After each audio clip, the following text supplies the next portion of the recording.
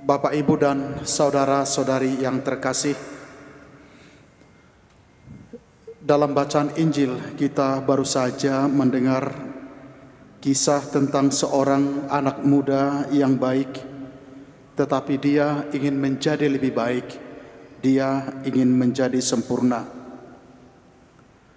Anak muda ini nampaknya adalah anak muda, kalau saya bayangkan dia ada saat ini, maka dia akan menjadi rebutan dari ibu-ibu dan ingin menjadikannya sebagai menantu. Kenapa? Karena anak muda ini sungguh secara moral dan perilakunya dia sangat baik. Dia mentaati semua perintah hukum Yahudi dengan setia. Dia tidak berzina, dia tidak membunuh, dia menghormati ayah dan ibunya, dan dia juga adalah seorang yang kaya, memiliki harta. Tetapi nampaknya bagi anak muda ini semuanya itu masih belum cukup. Dia ingin menjadi sempurna. Karena itu dia merasa terpanggil untuk melakukan sesuatu yang lebih, dan dia bertanya kepada Yesus, apalagi yang perlu aku lakukan? Saudara-saudari yang terkasih, nampaknya kita perlu menjadikan anak muda yang baik ini sebagai cermin atas kehidupan kita. Ada saat-saat dalam hidup kita di mana kita merasakan sebuah keinginan yang kuat untuk lebih daripada situasi kita sekarang ini. Kita memiliki keinginan yang kuat untuk tumbuh dan berkembang dalam hubungan kita dengan Tuhan. Kita ingin menjadi lebih baik, menjadi lebih bermurah hati dalam melakukan pekerjaan-pekerjaan kita. Walaupun mungkin dalam titik tertentu kita akan bertanya kepada diri kita sendiri, atau mungkin di dalam doa kita bertanya kepada Tuhan apa yang ditanyakan oleh pria ini kepada Yesus. Kita berkata, Tuhan, apalagi yang perlu aku lakukan?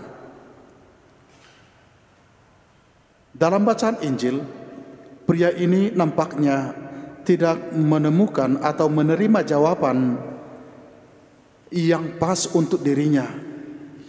Karena sebaliknya, dia dikatakan pergi dengan sedih.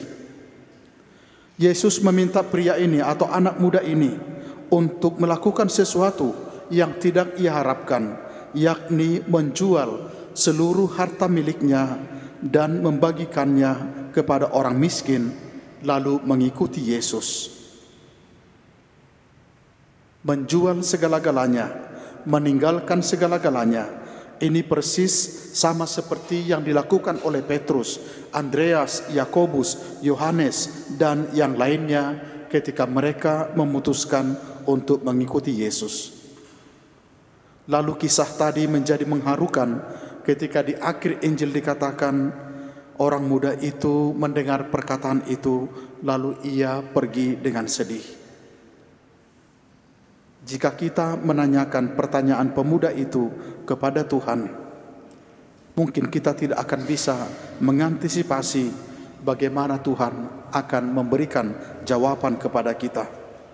Namun kita perlu percaya bahwa Tuhan memiliki ada banyak tujuan bagi kehidupan kita yang akan selalu membawa kita melampaui situasi kita sekarang ini. Kita mungkin akan menemukan kebahagiaan kita ketika kita berserah kepada Tuhan, ketika kita sungguh-sungguh percaya kepada penyelenggaraannya.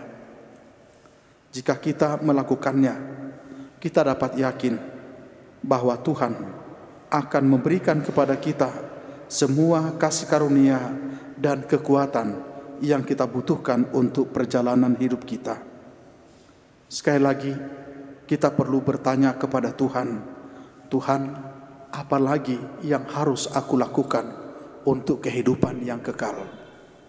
Pertanyaan ini akan mengundang kita masuk ke hadirat Allah yang lebih dalam untuk memahami panggilannya, memahami kehendaknya di dalam kehidupan kita. Amin.